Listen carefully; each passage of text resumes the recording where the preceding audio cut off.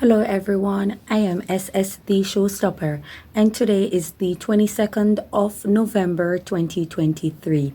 I'm just going to be a little bit candid right now and speak to you as open and honest as possible. I've been looking at the Cassie and Diddy case. I know I did a video on it when it just came out, and I've been looking deeper into it, and I've seen snippets where persons were reading out the 35 page, and I spoke about it before on the parts that I've heard, but to the other part wherein it was so many things that was taking place involving even Kim Porter, that her house was wiretaped and there was cameras in her house that she didn't know about, and she had to hire a professional to scan her entire house to check to see if it was actually wired, and it discovered, yes, that her house was actually wired. Someone installed cameras and wiretap in her house to listen to her phone calls, because the audio would go up and go down even when she's on the phone speaking. I also see a part in the letter wherein, in the page wherein Cassie, Diddy ordered Cassie to get implants. And when she got the implants, he didn't like it. I think they said that it was too large, and so she was told to do it over. The doctor, he called the doctor and said that she must do it over. He needs to have them redone. And the doctor was saying that no, he can't do it because it's too soon. She has to wait at least 6 months. And he said no, he's not taking 6 months. He wants it to be done now. So I guess the doctor said the best he can do is within a week, based on the fact that drugs would still be in our system and stuff like that. The anesthesia would still be in her and stuff like that. Even though she's awake and alert, she's also on painkillers, because doing any form of surgery require painkillers after. And so the doctor, I guess, gave the earliest date, which was in a week, and which is also a risk. And so the doctor decided that he's going to redo it for Cassie, redo the breast for her to suit Diddy. It's one thing when a person is channeling very low vibration and they're evil beyond comprehension. It's also a thing when you hate yourself. You understand?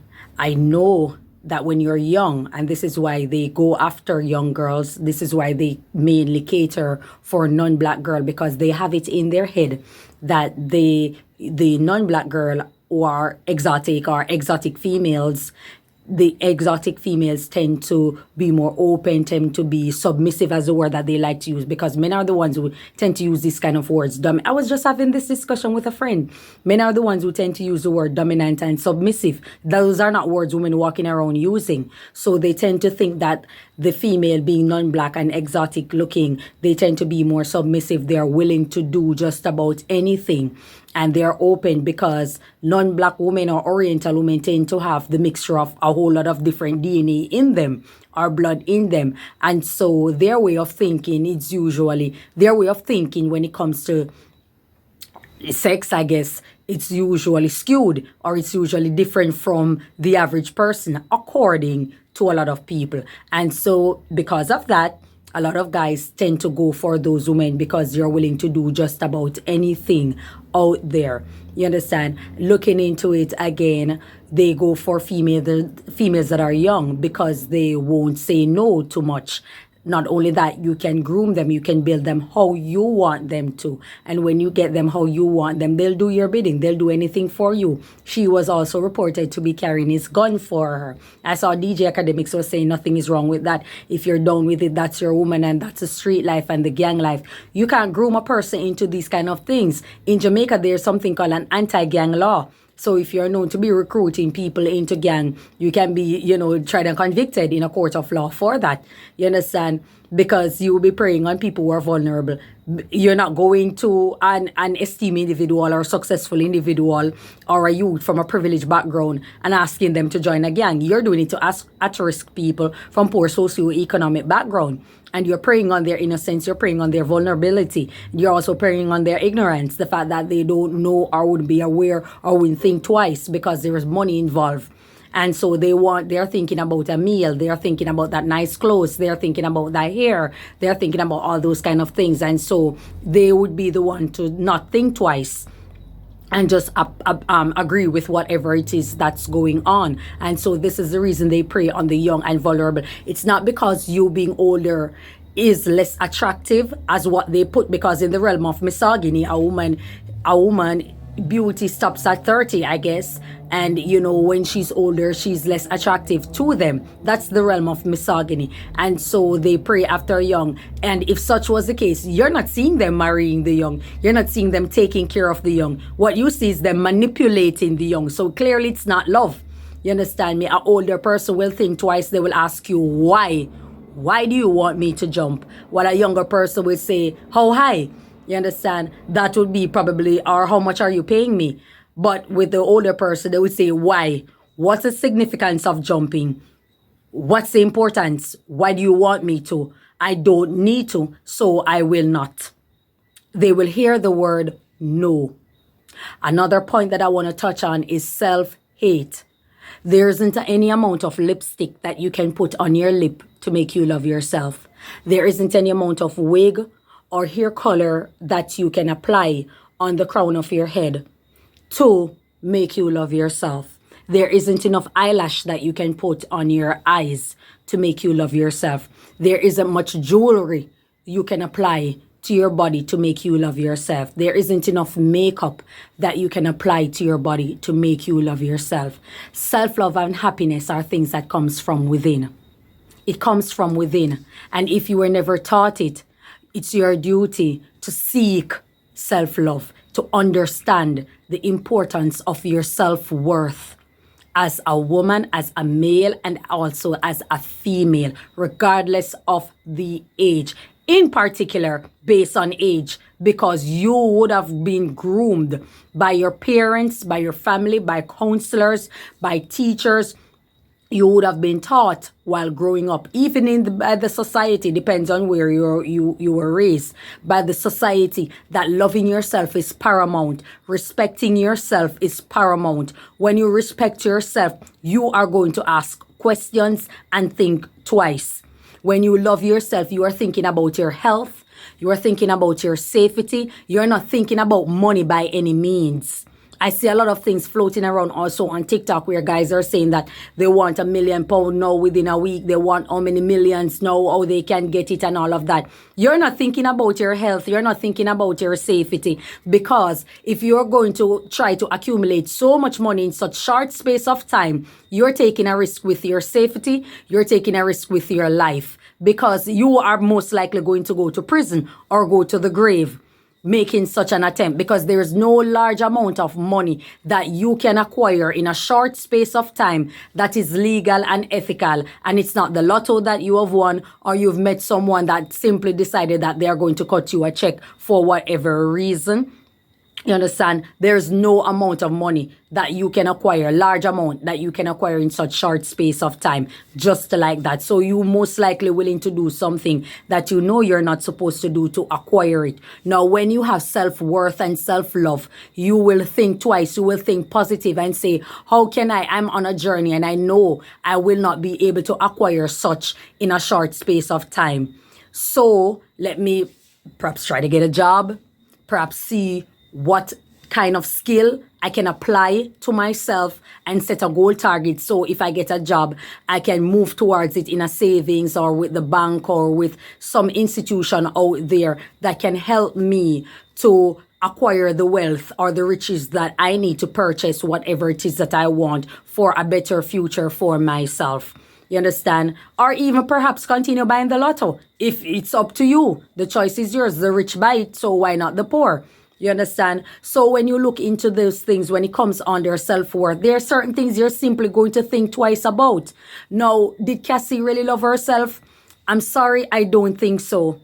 I know that she was young. I know that she was vulnerable, and it's not your duty to take advantage of the young and vulnerable. But looking back at the situation, I'm sorry, I do not see wherein Cassie loved herself. She is a beautiful girl. She was gorgeous. We won't put that away from her, or we won't take that from her. She was beautiful. She was gorgeous. But at the end of the day, she did not value herself.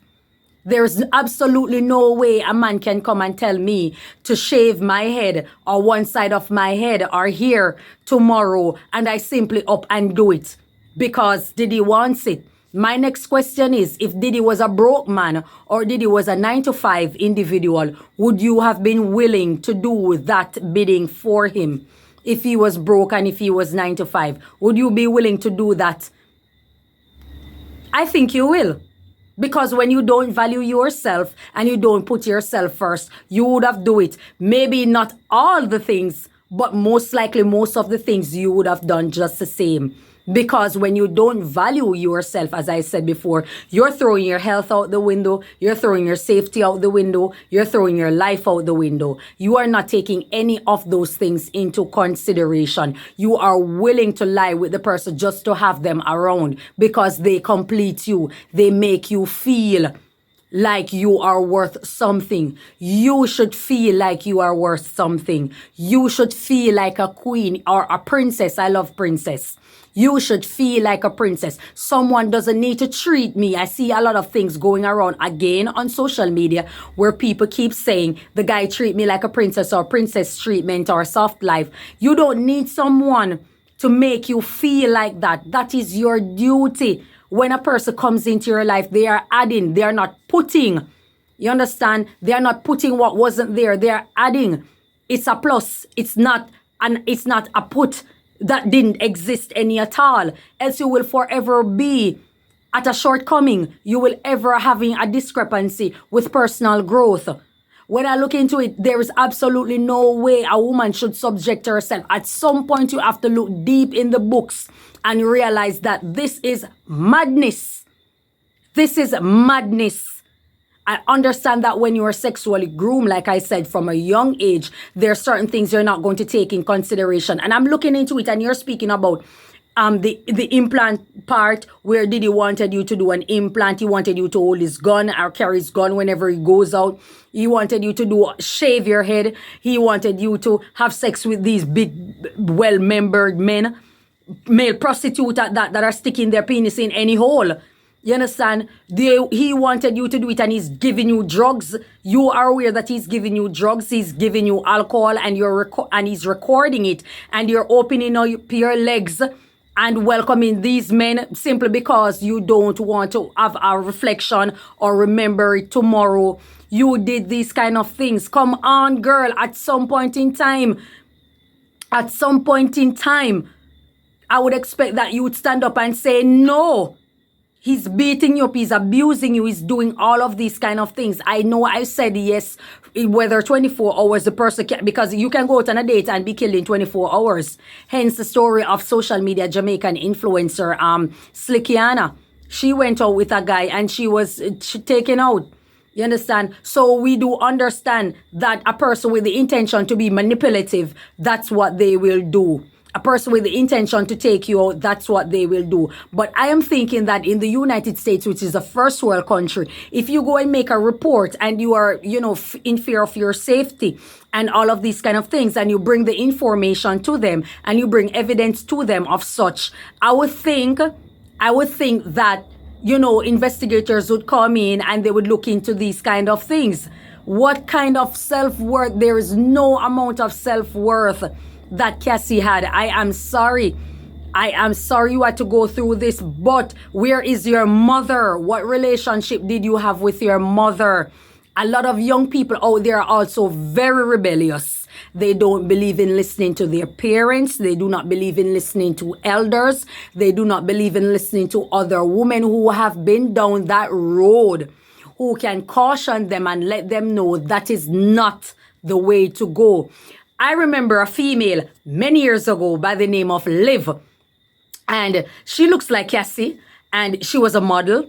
She looks like Cassie, and she had an IG page, I think, named Yes Liv Can. I don't know if the IG page is still active. She spoke that Diddy approached her first before he approached Cassie. And she looked into it and she said, no, that's not the type of life that she wanted to live. She wasn't attracted to what he was presenting because she saw him presenting power, control over her, and she didn't want it. She also spoke that Jay-Z wanted to date her, that Jay-Z who is with Beyonce, he like model type, he like the model chicks, and she didn't go there either. She spoke about it. She spoke about it. Her name is Liv. She spoke about it. She said she warned Cassie years ago with Diddy. She warned her and told her not to go, and Cassie didn't listen to her. Cassie did not listen. So a lot of times young people are very rebellious, and it's because of their rebellion that they are putting out. That's the reason they end up in a whole lot of melee in their life. And it's like there are two roads and they choose the left, and that left take them to a very dark alley, and all sorts of things come into play. You know, speaking candidly, I was recently talking to my daughter, and I was cautioning her about the same thing. And, you know, they were being rebellious again. She didn't listen. And I said, there are two roads in life. Choose one.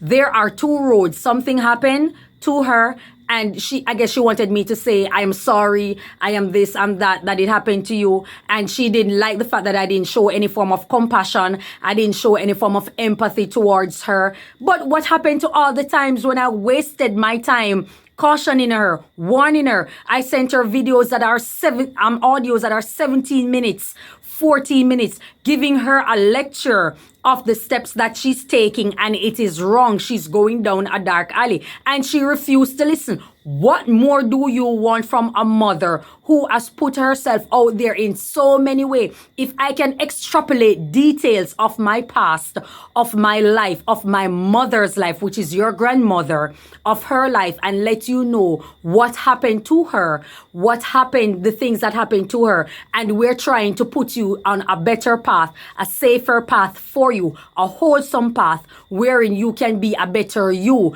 and you are insisting on living the life that you live. Now, if you choose the road that takes you down a dark alley, you know it's possibly you're going to be robbed, you're going to be raped, you're going to be sexually assaulted, you're going to be possibly shot, you're going to be STABBED, all these kind of things. You can be taken out. That's the reality. If you refuse to face that reality, but you went down there, then that's just too bad. That's just too bad. That's certainly not my fault. You chose that route. When someone was guiding you, I remember the story of Lazarus that's in the Bible.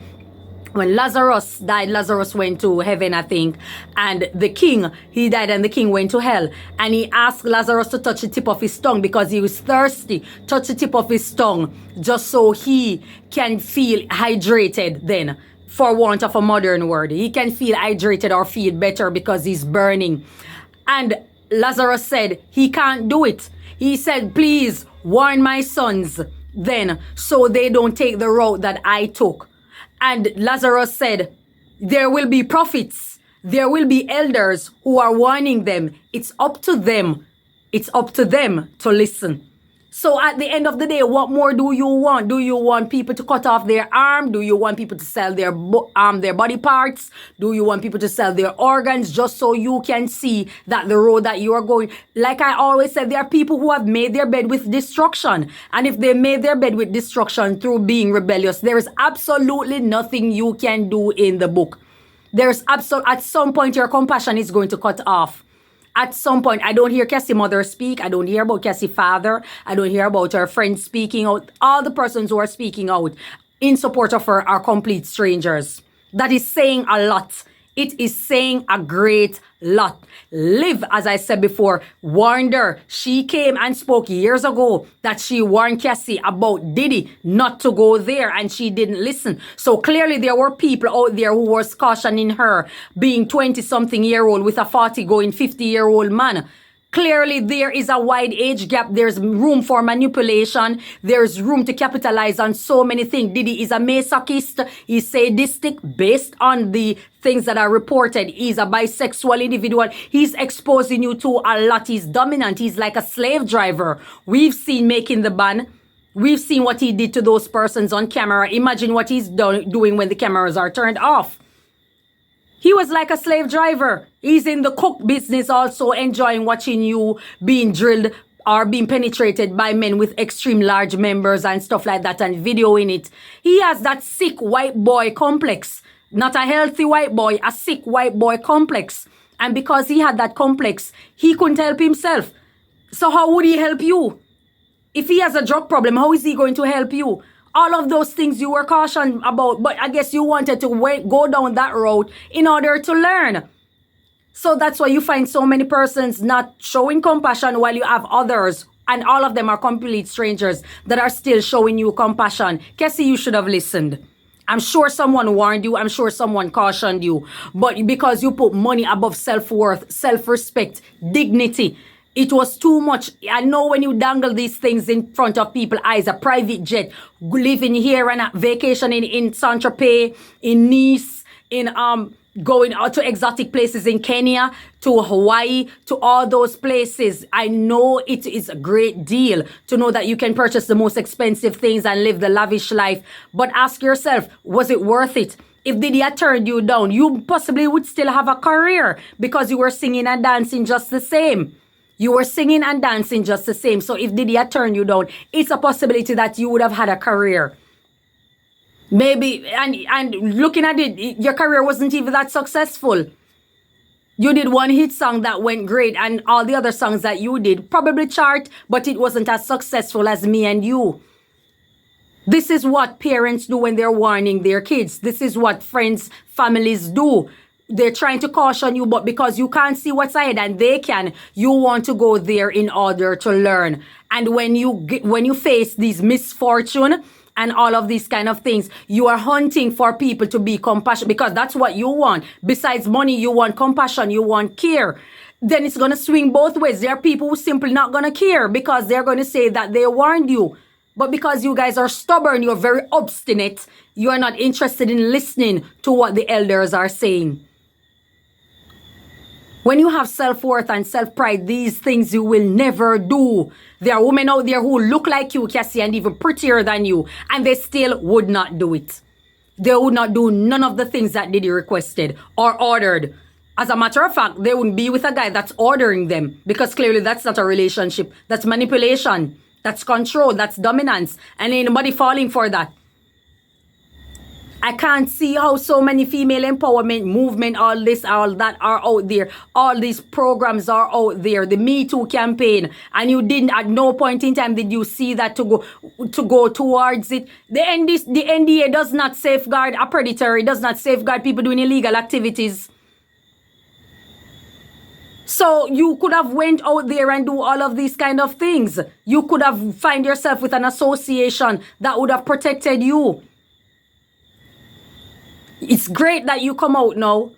It's great that, but my God, that's a mighty long time and deciding to endure all of that. Come on. Deciding to endure all of that for so long. For so long.